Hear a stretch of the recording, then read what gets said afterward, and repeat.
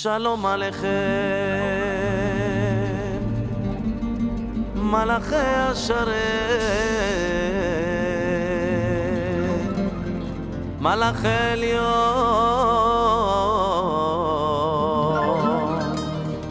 Malachei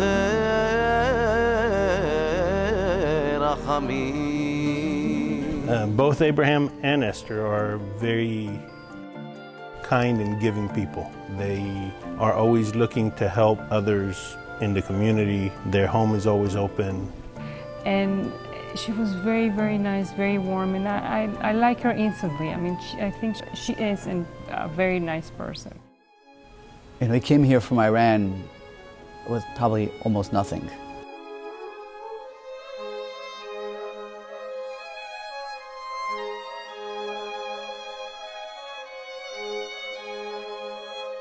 Went to college and built himself up.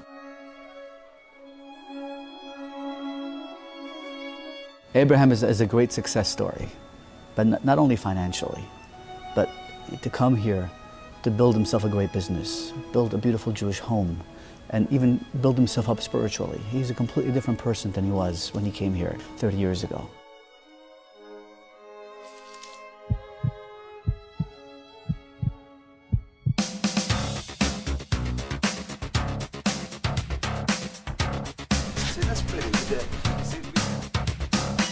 Construction in 1980s, 81, 82, construction business was totally at a standstill.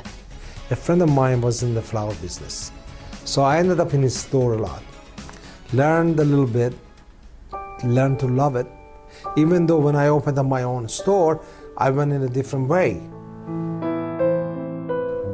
More to this than just selling flowers.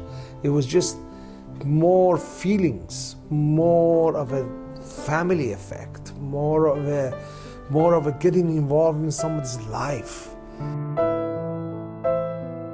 I've known Abraham for 30 years, ever since his very first little flower shop on Fondren. I've been active in the nonprofit Jewish community for over 30 years, and Abraham has been there for me through every single event. He has offered and donated whatever he had to do to make each one special for me. Abraham, he's funny, he's creative, and it's amazing how much beauty that I think he brings into the lives of everybody just by doing flowers. Who would know that you could make people so happy when you see his unbelievable works of art? He was over the top. Abraham, you're a magician of flowers.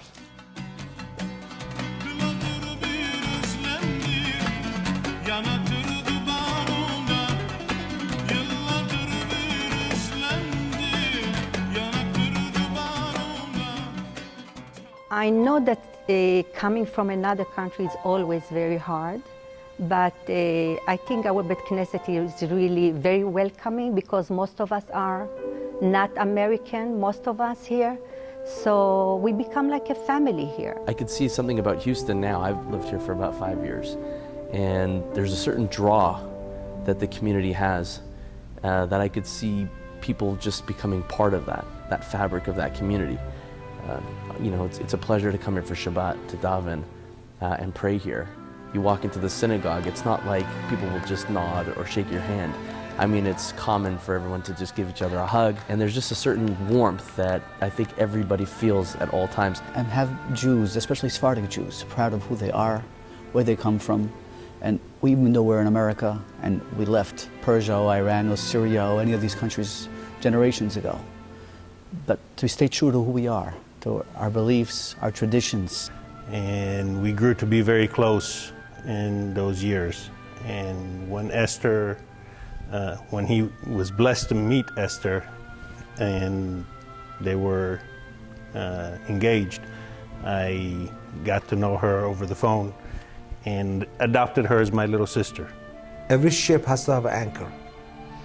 I always think, if I wouldn't have moved to Houston, how would I meet Esther?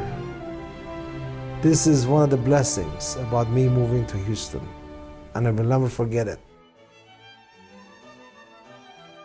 My friend Esther is one of the most beautiful women I know. I mean, this woman cannot take a bad photograph. She just looks stunning in every photo I've ever seen of her, and even the ones on my phone. Leaving her family when she was a young bride was not easy. Coming to America, her family's just really, really important to her. And I feel very blessed to be considered one of her sisters. Esther is amazing. I've learned so much from her.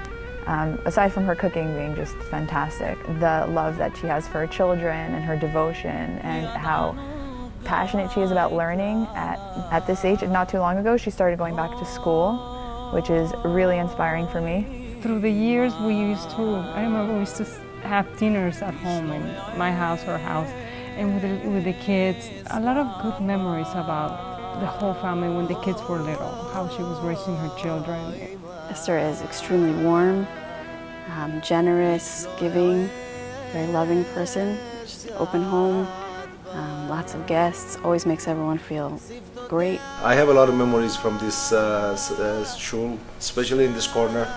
Two of my boys were had their breath right here, and I held one, and my brother held the other.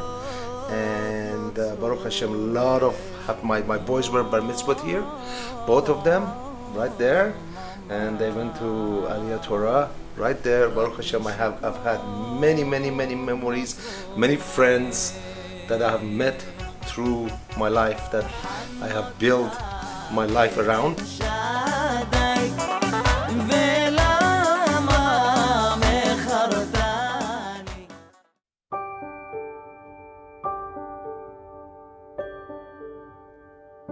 We've always been active members in the shul.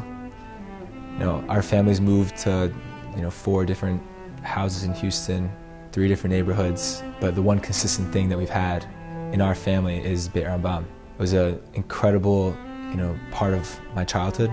I've laughed and I've cried and I've grown there, and it continues to be an incredible part of my adulthood. Even though I'm not there, I still think about it all the time.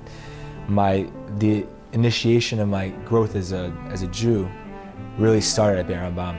It's more than just where I went to shul, and it's more than just where I met amazing rabbis and had amazing experiences at the high holidays. It's a place that when I think of it, I think of growth and warmth, something that could only be associated with family. It's a very good place to raise your kids. It's very sheltered, you're in your own bubble, and it's very fun. It feels like home because there are always events there, and my dad's always there, and he's always putting flowers, and he always lights up the place, and it feels like home, and I have a family there. The community is like my family. You feel that you are in a loving and a caring and an accepting family. Rabbi Masri, he's a true Talmid Chacham, but yet very, very humble. He knows how to communicate with the congregation and inspire them to grow. He's a great listener. And Abraham, he has a very, very big heart. From the beginning that I met him, it was clear. And a few years ago, he made an amazing commitment, which I'm proud of him for that. He literally changed his life. His business is modeled around weekends, and he gave that up. And he decided he's being Shomer Shabbat 100%. His phone is off, which is something amazing that he's been able to accomplish. And I'm personally proud of him for that. And that's made a huge difference to the synagogue itself, to having him here on Shabbat, his warmth. And it's a great example for others. We love him, we like him, we appreciate what he do for us, and we hope to see you always in a good time. I know he can do lots more for this community. We see each other, we give hugs and kisses. He's just, we love him. Los queremos! We so appreciate you. Mazal Tov! Beit Rambam is our home, is where we raised our children, and it means the world to us. Beit Rambam made us who we are, and I would like to acknowledge every one of you that are here to honor us. Thank you. Thank you.